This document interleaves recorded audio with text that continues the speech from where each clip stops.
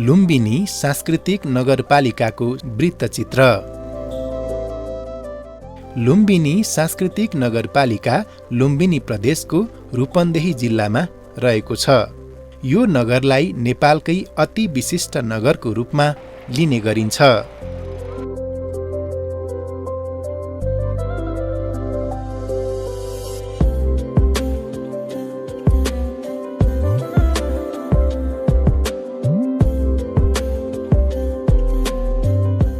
शाक्यमुनि भगवान गौतम बुद्धको पवित्र जन्मस्थल रहेको यस नगरको प्राचीनतम सांस्कृतिक सम्पदाको गरिमा प्रचुर मात्रामा छ।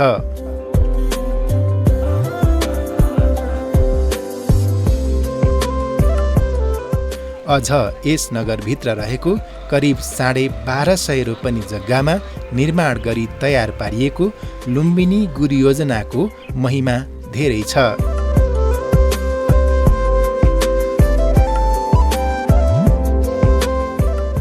यसभित्र रहेको पुरातात्विक महत्त्वको माता महामायाको मन्दिर, विश्व सम्पदामा सूचीकृत यसभित्रको शान्ति क्षेत्र, बौद्ध धर्म र बुद्धिस्ट शिक्षाप्रति आस्था र भरोसा राख्ने विश्वका राष्ट्रहरूले निर्माण गरी तयार गरेका विभिन्न कलाकृतिले भरिएका मनोरम दृश्यका बौद्ध विहारहरू संसारका मानिसहरू हेर्न र शान्तिको आनन्द लिन नेपाल आएको पाइन्छ।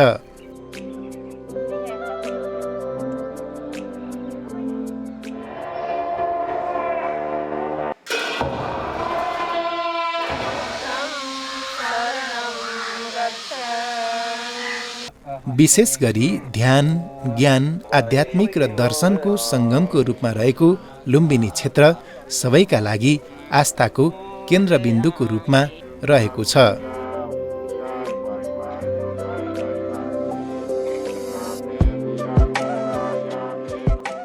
यसको दिगो विकासका लागि नगरले यसभित्र रहेका निजी क्षेत्र र सरकारी क्षेत्रसँग सहकार्य गरी यसको उचाइलाई अझ माथि पुर्याउन निरन्तर लागेको छ।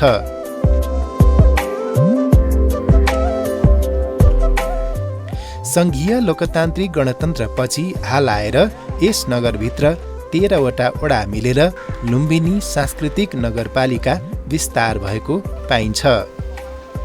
नगरभित्रको आर्थिक, सामाजिक र भौतिक विकासलाई नगरले मध्यनजर गरी साना तथा मझौला आयोजनाहरूको पहिचान गरी नगरमा रहेका प्रायजसो वडाहरूको विकासका लागि सानोभन्दा पनि अति सानो कुरामा जनताका जनजीविकालाई ध्यानमा राखी नगरले दिइने विभिन्न किसिमका सचेतना कार्यक्रम, महिला सशक्तिकरणका कार्यक्रमदेखि बालबालिकाको शिक्षालाई समेत अगाडि बढाउन नगरले कुनै कसर बाँकी नराखेको हुँदा यस नगरलाई अझ पनि विश्व सामु देखाउन ठूलो योजनासहित बजेटको आवश्यकता पर्ने देखिन्छ।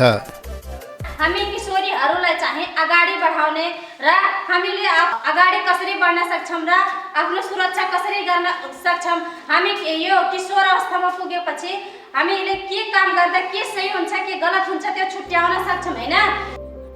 नगरको अन्य विकासको कुरा गर्दा नगरभित्र रहेका विभिन्न वडाको विकासलाई सम्झनु पर्ने भएकाले उक्त वडाहरूमा भौतिक विकासको काम हेरिनुका साथै समाजलाई आवश्यक पर्ने, समुदायलाई सक्षम बनाइने, नगरका लागि अति आवश्यक पुराना योजनाको निरन्तरता र नयाँ योजनाको पहिचान गरी विकास गर्नुपर्ने, वडाहरूको विकासलाई ध्यानमा राखी जनताको माग अनुसार सुन्दर र हराभरा नगर बनाउनको लागि आवश्यक पर्ने नगरभित्रका बाटोघाटो, पुल पुलेसा, सिँचाइका लागि आवश्यक पर्ने कुलाहरू, वृक्षारोपण कार्यक्रम, वनको संरक्षण र सम्वर्धन, नगरभित्रको वातावरण र सरसफाई, ग्रामीण बस्तीका वडाहरूमा खानेपानीको पहुँच पुर्याउने कार्य, टाढा टाढाका दुर्गम वडाहरूमा ग्राभेल र पक्की सडकको निर्माण, समुदायको लागि सांस्कृतिक र धार्मिक मठमन्दिरको जीर्णोद्धार, नगरमा बौद्ध मार्गीका लागि सूचना दिने उद्देश्यले सूचना र सञ्चारको विकास, अति गरिब घरका लागि आवश्यक आर्थिक सहयोग, सामाजिक सुरक्षा भत्ता वितरणमा सहजीकरण, नगरपालिकाले महिला तथा बालबालिकाका लागि शिक्षा स्वास्थ्यको पहुँच सबैका लागि पुर्याउने कार्य नगरले गर्दै आएको छ। यसको बारेमा नगरपालिकाभित्रकै स्थानीय बासिन्दा आफ्नो भनाइ यसरी राख्नुहुन्छ। यहाँ गांव में तो अब सड़क बना है, नाली बना है, उसके बाद मैंने वो स्कूल बना है, अब ये कुल बना है जहाँ वाट में देता हूँ करता हूँ सब।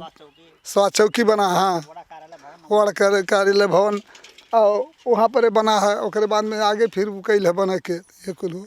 खुशी है आप नगरपालिका से? अब खुशी है, जब बढ़ावत हम देते हैं तो खुशी है सब। यहाँ पर कुटी है, कुटी पर भी वहाँ दिए हैं लगाने लगावे के करे के, बना मंदिर है, सब कुछ है। यही कुल बना था, वहाँ देख लिया जब, वहाँ फोटो खींच लिया जब मंदिर का सब कुछ। ओकरा है, मंदिर है, कुटी है, यह है आगे पर। अहिलेको सूचना सञ्चार तथा प्रविधिको समयमा डिजिटल नेपाल बनाउने अभियानलाई समेत आत्मसात गरी समाजको लागि आवश्यक सिपमूलक तालिम, परम्परागत योजनाको मर्मत सम्भार र नयाँ योजनाको छनौट गरी नगरलाई विकासमा पनि सक्षम बनाउने काममा निरन्तर लागेको पाइन्छ।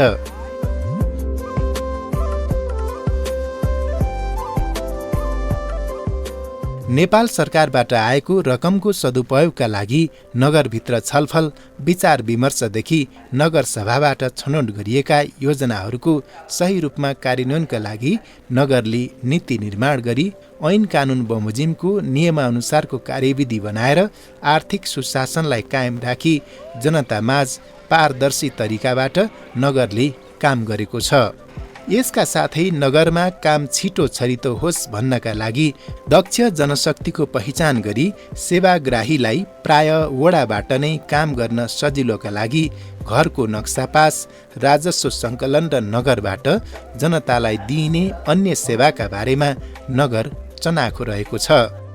नगरले स्थानीय नागरिकहरूलाई अनुशासित, नैतिकवान र सदाचारयुक्त बनाउनको लागि स्थानीय पाठ्यक्रमको रूपमा बौद्ध दर्शन र लुम्बिनीको सम्पदा विषय लागू गरेको छ। यसका साथै यस नगरभित्र नेपाल सरकारले बौद्ध विश्वविद्यालयको स्थापना गरी पठन पाठन अगाडि बढाएको कुरा बताउनुहुन्छ लुम्बिनी विश्वविद्यालयका रजिस्ट्रार डाक्टर तिलकराम आचार्य। यो विश्वविद्यालय स्थापना गर्नको मूल उद्देश्य भनेको स्पष्ट छ। 1998 मा 2055 सालमा लुम्बिनीमा विभिन्न बौद्ध राष्ट्रहरूको संलग्नतामा विश्व बौद्ध सम्मेलन यहाँ भएको थियो। त्यो विश्व बौद्ध सम्मेलनले एउटा कन्सेप्ट पास गरेको थियो। त्यो कन्सेप्टले के भने बौद्ध धर्म, दर्शन, संस्कृति, साहित्यको उच्च तहको अध्ययन अध्यापन गर्नको लागि एउटा लुम्बिनीमा एउटा त्यो शिक्षण संस्था चाहिन्छ भनेर, उच्च शिक्षा अध्ययन अध्यापन गर्ने संस्था चाहिन्छ भनेर त्यो चाहिँ एउटा चाहिँ कन्सेप्ट पास गरिसकेपछि 2061 सालमा अध्यादेशबाट लुम्बिनी बौद्ध विश्वविद्यालय गठन भएको हो। यसका साथै नगरले वडाहरूलाई त्यहाँको विभिन्न सानादेखि ठुला वडाका आवश्यक र गौरवका योजनाको पहिचान गराई दीर्घकालीन लाभ लिन सक्ने योजनाको विषयमा अध्ययन र अनुसन्धान गरेर कार्यक्रम तयार गरी जोस जाँगर सिप र प्राविधिकका साथ नगर अगाडि बढेको कुरा बताउनुहुन्छ लुम्बिनी सांस्कृतिक नगरपालिकाका प्रमुख प्रशासकीय अधिकृत भूपेन्द्र पाण्डे। हामीले लुम्बिनी सांस्कृतिक नगरपालिकाको आफ्नै मौलिक विशेषताहरू छन्, यहाँको विशिष्ट पहिचानहरू छन्, लोक संस्कृतिहरू छन्, भाषा संस्कृति सभ्यताहरू छन् र यहाँको छुट्टै किसिमको विकासको आवश्यकता पनि छ। यिनै आवश्यकताहरूलाई मनन गरेर हामीले सर्वप्रथम लुम्बिनी सांस्कृतिक नगरपालिकाको आवधिक योजना थिएन र हामीले चाहिँ प्रत्येक वडामा वडा भेला गरेर अनि एउटा विस्तृत रूपमा पञ्चवर्षीय योजनाको रूपमा आवधिक योजना निर्माण गरेका छौँ र त्यसमा चाहिँ यहाँको पर्यटन प्रवर्धन, यहाँको गरिबी निवारण, रोजगारीका सिर्जनाहरू, यहाँको चाहिँ लोक भाषा संस्कृतिहरूलाई चाहिँ आय आर्जनसँग पर्यटनसँग जोडेर चाहिँ रोजगारी सिर्जना गर्ने लगायतका कुराहरू चाहिँ हामीले त्यसमा चाहिँ आएको छ। अनि अर्को कुरो पूर्वाधार विकासको कुरा गर्ने हो भने यहाँका चाहिँ सडकहरू, बाटाघाटाहरू, त्यस्तै गरेर चाहिँ कृषिमा चाहिँ सिँचाइका कुराहरूको विषयमा पनि हामीले डिपिआर तयार गरेर काम अगाडि बढाइरहेका छौँ। यहाँका चाहिँ खेतहरूमा सिँचाइ सुविधा पुर्याउनको लागि हामीले यहाँको तेलार खोला छ र कोठी नदी छ। यो दुईटा नदीमा चाहिँ हामीले ड्याम निर्माण गरेर यहाँको खेतहरूमा चाहिँ सिँचाइ पुर्याउनको लागि डिपिआरको चरणमा छौँ र पर्यटन प्रवर्धन र पूर्वाधार विकासकै क्षेत्रमा काम गर्नको लागि भर्खर हामीले एसियाली विकास ब्याङ्क एडिबीसँग चाहिँ हाम्रो प्रक्रिया अगाडि बढेको छ र त्यसमा चाहिँ 5वटा पोखरीहरूको सौन्दर्यीकरण गरेर पर्यटकीय पूर्वाधार चाहिँको विकास गरेर पर्यटन प्रवर्धन गर्ने र त्यहाँबाट चाहिँ सिँचाइको सुविधा पनि पुर्याउने योजना छ भने त्यो 5वटा पोखरीहरूमा कनेक्टिभिटीको पनि विस्तार गरेर रोड कनेक्टिभिटी, त्यसले गर्दाखेरि हाम्रो वडाहरू अनि चाहिँ गाउँहरू चाहिँ सडक सञ्जालमा आबद्ध हुन्छन्, पिच सडक हुन्छ र चाहिँ जुन धुलाम्मे र हिलाम्मेको अवस्था छ त्यसबाट उन्मुक्ति पाइन्छ। अर्को कुरो भनेको एडिबीसँग नै हामीले वडा नम्बर 13 को वडवलियामा चाहिँ ग्लोबल पार्क निर्माणको प्रक्रिया अगाडि बढाएका छौँ। त्यो ग्लोबल पार्कमा चाहिँ नेपाल र विश्व समुदायमा विश्वमा रहेका चाहिँ जुन चाहिँ एउटा विशिष्ट मौलिकता र विशेषता बोकेका चाहिँ पहिचानहरू छन् त्यसको पनि त्यहाँ हुन्छ र यहाँको पर्यटनलाई चाहिँ ग्रामीण क्षेत्रसम्म चाहिँ विस्तार गर्न सकिन्छ। अर्को पूर्वाधारकै कुरा गर्दाखेरि हामीले लुम्बिनी सांस्कृतिक नगरपालिकामा भरपर्दो र चाहिँ आधुनिक सुविधा सम्पन्न बस पार्क थिएन, त्यसको लागि पनि हामीले लुम्बिनीकै वडा नम्बर 10 मैलवारमा चाहिँ बस पार्कको प्रक्रिया अगाडि बढाएका छौँ। त्यसको डिपिआर भइसकेर अहिले एडिबीसँग चाहिँ सम्झौताको चरणमा छ। अर्को अब स्वास्थ्यको पूर्वाधारको कुरा गर्नुहुन्छ भने हामीले 2टा प्रोजेक्टहरू त्यसमा अगाडि बढेको छ। एउटा नेपाल सरकारकै नीति अनुरूप चाहिँ 15 शय्याको नगर अस्पताल निर्माण चाहिँ को प्रक्रिया चाहिँ त्यो निर्माणाधीन अवस्थामा नै रहेको छ भने हामीले लुम्बिनी गार्डन फाउन्डेसन स्पेनसँगको सहकार्यमा उहाँहरूको आर्थिक प्राविधिक सहयोगमा मैलवारमा मधुबनीमा वडा नम्बर 10 मधुबनीमा चाहिँ 100 शय्याको अस्पताल निर्माणको चाहिँ सम्झौता हामीले भर्खरै लगभग 1 महिना अगाडि हामीले सम्झौता गरिसकेका छौँ र 2 वर्षभित्र चाहिँ त्यसको निर्माण कार्य थाल्ने गर्ने चाहिँ त्यसको योजना रहेको छ। 78कै चैतको नगरसभाबाट यहाँका 9वटा योजनाहरूलाई चाहिँ हामीले नगरस्तरीय गौरवको योजनाको रूपमा घोषित गरेका छौँ।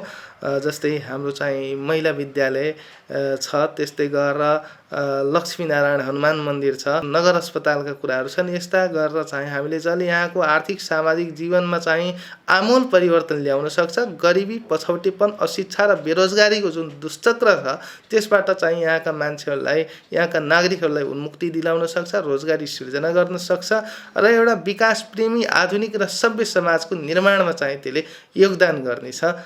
त्यस विषयमा चाहिँ हामीले योजनाहरू अगाडि बढाइरहेका छौँ। नगरले सामाजिक विकासका सवालमा विभिन्न गैर सरकारी सङ्घ संस्था र निजी क्षेत्रसँग सहकार्य र सम्झौता गरी महिला सशक्तिकरण, महिलाका हक अधिकारलाई कार्यान्वयनमा अगाडि बढाउने कार्यक्रम जस्ता सचेतनामूलक कार्य पनि सहकार्यमा गर्दै आएको छ।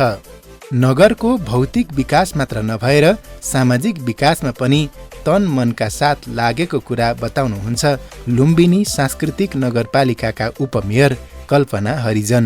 हाम्रो यो लुम्बिनी विश्वमै प्रख्यात भए तापनि रूपन्देहीका 8वटा पालिका दक्षिणी बेल्ट जो खुला सिमानाका हाम्रो बोर्डरसँग जोडिएका पालिकाहरू छन्, त्यहाँ चाहिँ अहिले पनि विकास निर्माणका कार्यहरू भौतिक पूर्वाधारदेखि अन्य निर्माणका कार्यहरूमा धेरै पछि परेको हुँदा विशेषतः हामीले अधिकांश बजेटहरू भौतिक निर्माण, बाटोघाटोमै लगाएका छौँ।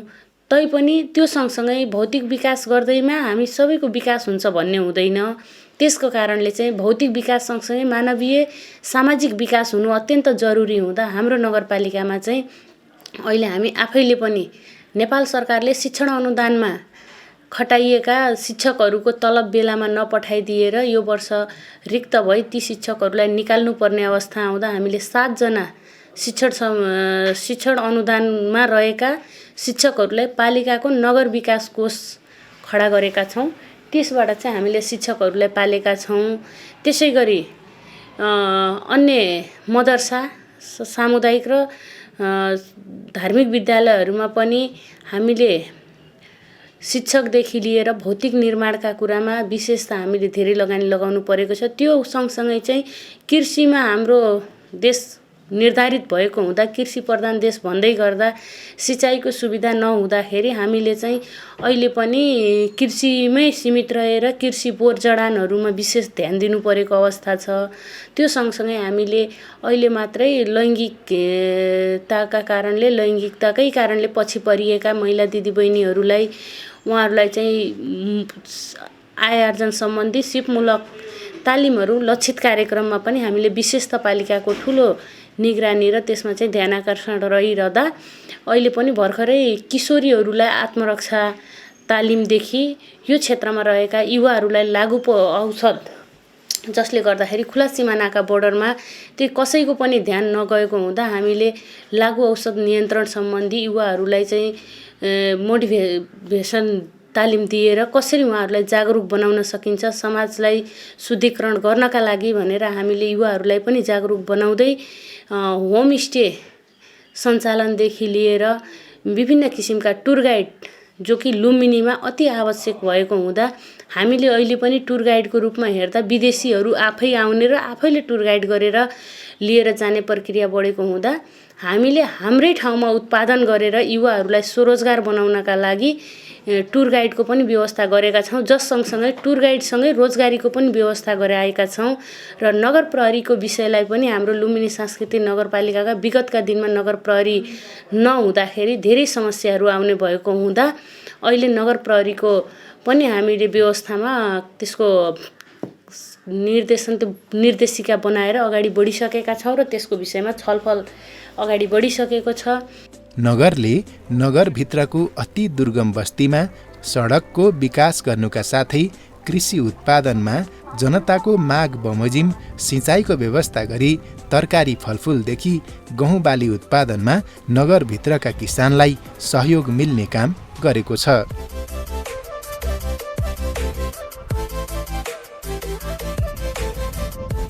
खाद्यान्नमा नगर आत्मनिर्भर होस् भन्ने उद्देश्यले कृषि उत्पादन कार्यलाई अगाडि बढाउने लक्ष्य लिएको छ।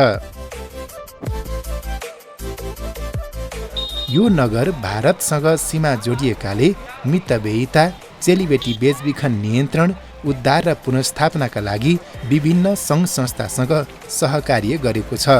जनताले दुःख नपाउन् र नगरले जनताको लागि निरन्तर सेवा देओस् भन्ने हिसाबले नगर अगाडि बढेको कुरा बताउनुहुन्छ लुम्बिनी सांस्कृतिक नगरपालिकाका नगर प्रमुख सजरुद्दिन मुसलमान। यो हाम्रो उसमा नगरपालिकामा जस्तो यहाँ गरिब अपाङ्गलाई हामीले विपन्नलाई सहायता कोष हामीले नयाँ सिस्टममा राखेको। हाम्रो नगरपालिकामा जस्तो ब्लड बैंक थिएन, हामीले ब्लड बैंक कोष खडा गरेको। एडिबीबाट हामीले पहल गरेको यो विभिन्न तालतलैयालाई सुन्दरीकरण गरेर पर्यटक कसरी भित्री आउने त्यो काम एउटा हामीले नयाँ गरेको। यो हाम्रो छिमेकी मित्र राष्ट्र भारतसँग जोडिएको बोर्डरको यतातिर 1 किलोमिटर यतातिर हामीले ग्लोबल पार्कको लागि हामीले एडिबीबाट पहल गरेर हामीले पहल गरेको छौँ। यस्तै स्पेनसँग हाम्रो यो पवित्र जन्मस्थल भएको कारणले लुम्बिनीको उहाँसँग पहल गरेर हामीले यो सम्झौता गरेको। हाल चाहिँ 25 बेडको अस्पतालको सम्झौता गरिसकेछौँ। त्यो पछि गएर त्यो 100 बेडको उहाँको र हाम्रो बिचको कुरा भइसकेछ। तुनुमा वार्ड नम्बर 6 मा हाम्रो काम सुरु भइसकेछ। 15 बेडको अस्पतालको लागि हामी आएपछि सुरु गराएको। त्यो एउटा यो सकारात्मक पक्ष हो। नगरभित्रका नगरवासीलाई स्वरोजगार र विकासमा साझेदारी बनाउन नगरपालिकाले पशु, कृषि, सामाजिक रूपान्तरण जस्ता विविध विषयमा ध्यान दिएको नगरले यसको अल्पकालीन, मध्यकालीन र दीर्घकालीन योजना र जनताको जनजीविकाको विषयमा अझ थप ध्यान दिनका साथै लुम्बिनी जस्तो गरिमा बोकेको नगरको विकासका लागि भोलिका दिनमा नेपाल सरकार लगायत सरकारवाला सबैले बृहत्तर विकासमा ध्यान दिएर अहिलेको समयको माग र चुनौतीलाई सबैले बुझेर अगाडि बढुन्, हाम्रो पनि यही शुभकामना छ।